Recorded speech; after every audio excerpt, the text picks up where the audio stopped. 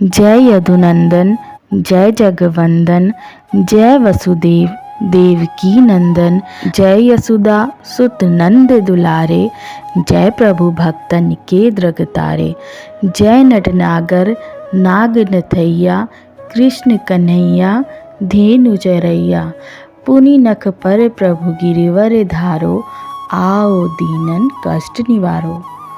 ओम नमो भगवते वासुदेवाय। राधे कृष्ण भक्तों, आइए अब श्रवण करते हैं रमा एकादशी व्रत की कथा। श्री गणेशाय नमः, श्री गोविंदाय नमः, श्री गुरुभ्यो नमः। अर्जुन ने कहा, श्री कृष्ण, अब आप मुझे कार्तिक माह के कृष्ण पक्ष की एकादशी की कथा सुनाइए। इस एकादशी का क्या नाम है तथा इसमें किस देवता की पूजा की जाती है? इस एकादशी का व्रत करने से किस फल की प्राप्ति होती है? कृपा करके यह सब विधान पूर्वक कहिए। भगवान श्री कृष्ण ने कहा, हे अर्जुन, कार्तिक माह के कृष्ण पक्ष की एकादशी का नाम रमा है। इसका व्रत करने से सभी पापों का नाश हो जाता है। इसकी कथा इस प्रकार है, तुम ध्यान पूर्वक श्रवण करो। पौराणिक काल में मुचुकन नाम का राजा राज्य करता था। इंद्र, वरुण, कुबेर, विभीषण आदि उसके मित्र थे। वह बड़ा सत्यवादी तथा विष्णु भक्त था। उसका राज्य बिल्कुल निष्कंटक था। उसकी चंद्रभागा नाम की एक कन्या थी, जिसका विवाह उसने राजा चंद्रसेन के पुत्र शोभन से कर दिया। वह राजा एकादशी का व्रत बड़े ही नियम से करता था और उसके राज्य में सभी कठोरता से इस नियम का पालन करते थे।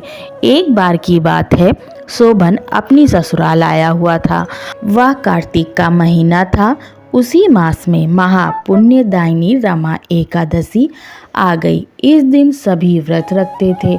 चंद्रभागा ने सोचा कि मेरे पति तो बड़े कमजोर हृदय के हैं, वे एकादशी का व्रत कैसे करेंगे, जबकि पिता के यहाँ तो सभी को व्रत करने की आज्ञा है।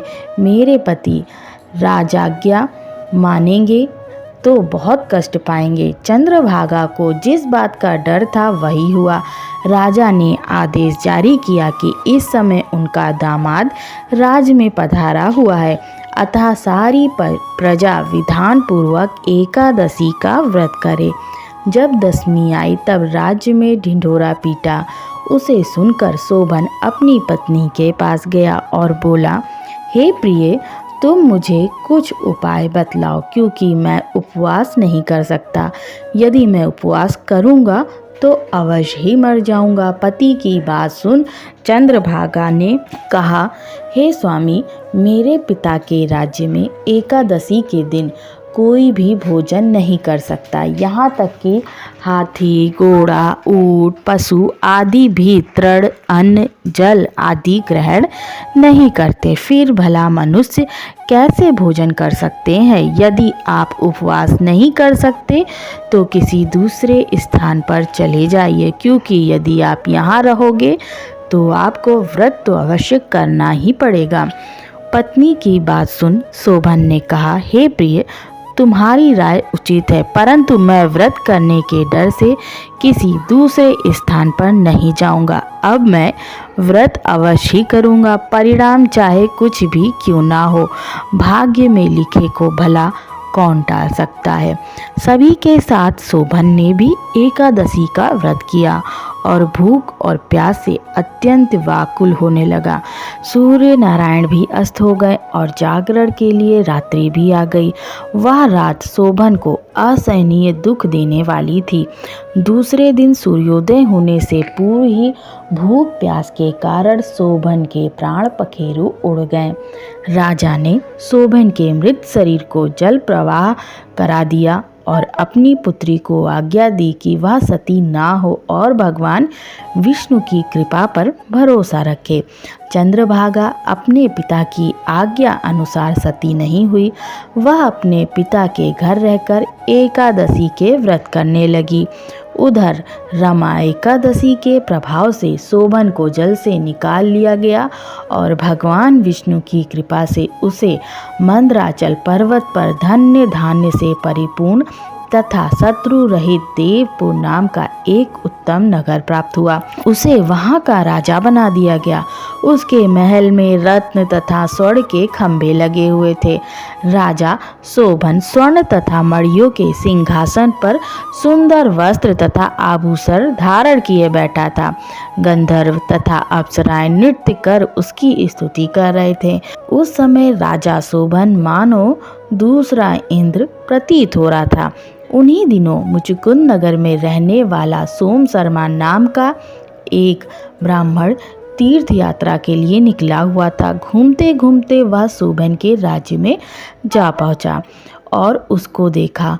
वह ब्राह्मण उसको राजा का जमाई जानकर उसके निकट गया। राजा शोभन ब्राह्मण को देखकर आसन से उठ खड़ा हुआ और अपने ससुर तथा स्त्री चंद्रभागा की कुशलक्षेम पूछने लगा। शोभन की बात सुन सोम शर्मा ने कहा, हे राजन, हमारे राजा कुशल से हैं तथा आपकी पत्नी चंद्रभागा भी कुशल है।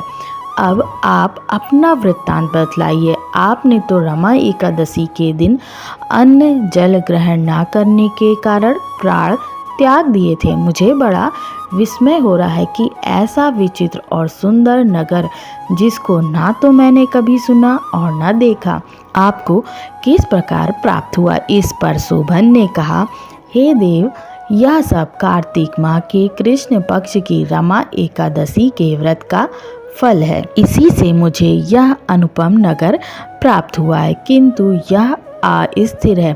शोभन की बात सुन ब्राह्मण बोला, हे राजन, यह अस्थिर क्यों है और स्थिर किस प्रकार हो सकता है, सो आप मुझे समझाइए। यदि इसे स्थिर करने के लिए मैं कुछ कर सका तो वह उपाय मैं अवश्य ही करूँगा। राजा शोभन ने कहा, हे ब्राह्मण देव, मैंने वह व्रत विवश होकर तथा श्रद्धा रहित किया था। उसके प्रभाव से मुझे यह अस्थिर नगर प्राप्त हुआ। परंतु यदि आप इस वृत्तांत को राजा मुचुकुंद की पुत्री चंद्रभागा से कहेंगे तो वह इसको स्थिर बना सकती है। राजा शोभन की बात सुन ब्राह्मण अपने नगर को लौट आया और उसने चंद्रभागा से सारा वृत्तांत कह सुनाया।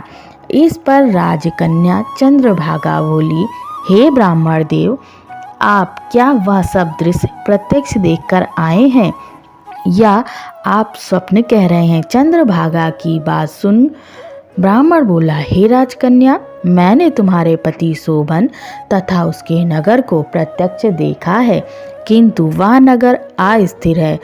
तुम कोई ऐसा उपाय करो कि जिससे वह स्थिर हो जाए। ब्राह्मण की बात सुन चंद्रभागा बोली, हे ब्राह्मण देव, आप मुझे उस नगर में ले चलिए। मैं अपने पति को देखना चाहती हूँ। मैं अपने व्रत के प्रभाव से उस नगर को स्थिर कर दूंगी। चंद्रभागा के वचनों को सुनकर वह ब्राह्मण उसे मंदराचल पर्वत के पास वामदेव के आश्रम में ले गया। वामदेव ने उसकी कथा को सुनकर चंद्रभागा का मंत्रों से अभिषेक किया। चंद्रभागा मंत्रों तथा व्रत के प्रभाव से दिव्य देह धारण करके पति के पास चली गई। शोभन ने अपनी पत्नी चंद्रभागा को देखकर उससे प्रसन्नतापूर्वक आसन पर अपने पास बैठा लिया। चंद्रभागा ने कहा, हे स्वामी, अब आप मेरे पुण्य को सुनिए। जब मैं अपने पिता के घर में 8 वर्ष की थी, तभी से मैं सविधि एकादशी का व्रत कर रही हूँ। उन्हीं व्रत के प्रभाव से आपका यह नगर स्थिर हो जाएगा और सभी कर्मों से परिपूर्ण होकर प्रलय के अंत तक स्थिर रहेगा। चंद्रभागा दिव्य स्वरूप धारण करके तथा दिव्य वस्त्र अलंकारों से सजकर अपने पति के साथ सुखपूर्वक रहने लगी। हे अर्जुन, यह मैंने रमा एकादशी का महात्म्य कहा। जो मनुष्य रमा एकादशी व्रत को करते हैं उनके सभी पाप नष्ट हो जाते हैं। जो मनुष्य रमा एकादशी का महात्म्य सुनते हैं वह अंत समय में विष्णु लोक को जाते हैं। कथा का सार यह है कि भगवान श्री विष्णु बड़े ही दयालु और क्षमावान हैं। श्रद्धा पूर्वक या विवशता से होकर भी अगर उनका पूजन, व्रत, एकादशी पालन किया जाए तो वह उसे भी उत्तम फल प्रदान करते हैं। परंतु मनुष्य को चाहिए कि वह भगवान की पूजा निस्वार्थ भाव से पूरी श्रद्धा से करे। शोभन अपनी पत्नी द्वारा श्रद्धा पूर्वक किए गए एकादशी व्रत के कारण अपने राज्य को स्थिर कर सका। ऐसी सुकर्मा पत्नी भगवान श्री हरि की कृपा से ही प्राप्त हो सकती है। जय श्री कृष्ण।